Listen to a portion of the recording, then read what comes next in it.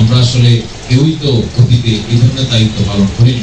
সুতরাং আমাদের অনেক ভুলত্রুটি আছে, আমাদের অনেক সীমাবদ্ধতা আছে, সেগুলিকে আমরা প্রতিনিয়ত সংশোধন করি, সেগুলিকে আমরা পরিমার্জন করি এবং দেশের সার্বিক মঙ্গলের সাথে একটি নতুন বাংলাদেশ বিনির্মাণের সাথে আমরা যেভাবে কাজ করা প্রয়োজন সেভাবে কাজ এগিয়ে নিয়েছি। আপনারা লক্ষ্মীপুর জেলার অনেক হয়তো আবেগের কারণে বলেছেন রথী মহারথী, লক্ষ্মীপুর জেলার যে সমস্ত সন্তানরা এই সরকারের বর্তমান সময়েও বিভিন্ন পদে দায়িত্ব পালন করছেন, তার মধ্যে সবচেয়ে ক্ষুদ্র যে মানুষটা সেটা হচ্ছে, আর সবাই আমার চেয়ে অনেক বড় বড় পদে আছে। তো আমি চেষ্টা করবো আপনাদের এই যে বিষয়গুলি উঠে এসেছে এর বিষয়ে আমি আনুষ্ঠানিকভাবে এখানে কিছু বলবো না, আশা করি পরে আপনাদের সঙ্গে কিছু বিষয় আলাপ করবো। সেগুলি যথাযথ কর্তৃপক্ষ যারা রয়েছেন যেভাবে যতটুকু করা যায় সেভাবে আমি বার্তাটুকু পৌঁছে দেওয়ার চেষ্টা করবো আমার জায়গা থেকে। আমার আন্তরিকতার কোনো ঘাটতি থাকে, পেশাগত কারণে নানান প্রয়োজনে যখন দেশের বিভিন্ন জেলায় যাই তখন প্রেস ক্লাব বা সাংবাদিকদের যে সংগঠনগুলি থাকে তারা নানান সময় আগ্রহ দেখায় তাদের প্রতিষ্ঠানগুলিতে যাওয়ার জন্য, সংগঠনের অফিসগুলিতে যাওয়ার জন্য। তখন আমি একটা প্রশ্ন করি যে এখানে প্রেস ক্লাব দেশের অধিকাংশ জায়গাতেই প্রেস ক্লাব 2টা 3টা 4টা 5টা এরকম সংখ্যা রয়েছে। লক্ষ্মীপুর জেলায় প্রেস ক্লাব একটাই, এটা অত্যন্ত আমাদের। তো যেহেতু লক্ষ্মীপুর জেলাতে একটাই প্রেস ক্লাব আর দাবিটা একটাই প্রেস ক্লাবে, সেক্ষেত্রে আমি আপনাদের প্রত্যাশা কতটুকু পূরণ করতে পারবো জানি না। আমার যেহেতু কোনো পলিটিক্যাল অ্যাম্বিশন নেই, আমি ভবিষ্যতে এলাকায় এমপি মন্ত্রী এসব হওয়ার স্বপ্ন দেখি না, সেহেতু আমি আপনাদেরকে কোনো ধরনের প্রতিশ্রুতি দিই না। আমি আমার জায়গা থেকে আপনাদের একজন সদস্য হিসেবে, আপনাদের একজন সহকর্মী হিসেবে, আপনাদের দাবিটিকে আমি নিজের দাবি হিসেবে যেখানে যেখানে উপস্থাপন করা যায় এবং আমি আপনাদের কাছে অনুরোধ করব যে পার্টিকুলারলি আপনারা জেলার যে সার্বিক বিষয় আসলে ধরুন আমি সবগুলি ভাইয়ের কথা তো বলছি, লিটন ভাই বলেছেন যতগুলি বিষয় আলোচনা আসছে সবগুলি বিষয় পার্টিকুলারলি আমার নোট নেওয়া আছে। বিশেষ করে নার্সিং কলেজের বিষয়টা ভাই বলেছেন, এগুলো অনেক দূর অগ্রগতি হয়েছে, হেলাল ভাই বড় ভূমিকা রেখেছেন, এটা আমি নিজেও শুনেছি। টেকনোলজি কলেজের কথা মনে হয় বা বিশ্ববিদ্যালয়ের কথা একজন বলেছেন, 250 শয্যা বিশিষ্ট হসপিটালের কথা বলেছেন। আমি অনুরোধ করবো আপনাদেরকে এগুলি নিয়ে আপনারা প্রচুর নিউজ করেন, আপনারা সেই নিউজের লিঙ্ক আমাকে পাঠিয়ে, আমি যে কাজটা করব ওই নিউজের লিঙ্কটা প্রয়োজনে সংশ্লিষ্ট উপদেষ্টার কাছে পাঠিয়েছি যে দেখুন এই জেলায় এই বিষয়গুলি এতদূর অগ্রগতি হয়ে এখানে আটকে আছে, এগুলি এখন আরেকটু কাজ করলে হয়ে যেতে পারে।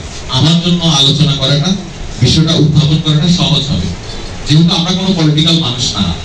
আর সত্য কথা হচ্ছে আপনাদেরকে বলি, আমাদের ব্যস্ততা অনেক, এই ব্যস্ততার বাইরে আমরা এই সরকারের প্রায় সবগুলি প্রতিষ্ঠানে যে পরিমাণ লোকবল নিয়ে কাজ করার প্রয়োজন হয় তার চেয়ে অত্যন্ত কম সংখ্যক মানুষ কাজ করে।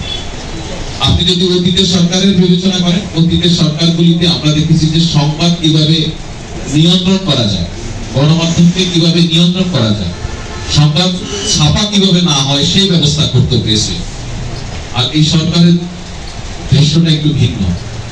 আমরা শুধুমাত্র প্রধান উপদেষ্টার দপ্তর নয়, সরকারের বিভিন্ন দপ্তর, এমনকি সারা দেশের বিভিন্ন জেলা উপজেলা পর্যায়ে, কখনো কখনো ইউনিয়ন পর্যায়ের ঘটনার ক্ষেত্রেও আমরা সেই তথ্য সংগ্রহ করে নিয়ে এসে সাংবাদিকদেরকে, দেশি এবং বিদেশি সাংবাদিকদের সরবরাহ করার চেষ্টা করি।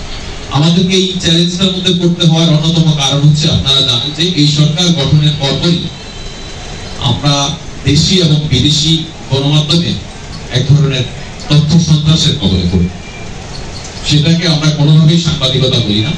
প্রচুর গুজবের উপর ভিত্তি করে আমরা দেখেছি বিদেশি গণমাধ্যম, বিশেষ করে ভারতীয় গণমাধ্যমে বাংলাদেশের বিরুদ্ধে, বাংলাদেশের সার্বভৌমত্বের বিরুদ্ধে, বাংলাদেশের যে ধর্মীয় সম্প্রীতি, সেই সম্প্রীতিকে নষ্ট করার জন্য পরিকল্পিতভাবে নানান ষড়যন্ত্রমূলক সংবাদ প্রকাশ হয়েছে। সংবাদটিকে আমি সংবাদ বলছি না, তথ্য প্রকাশ হয়েছে, মিথ্যা গুজব, এরকম ফেক নিউজ প্রকাশ হয়েছে, সেগুলি আমাদেরকে মোকাবেলা করতে হয়েছে।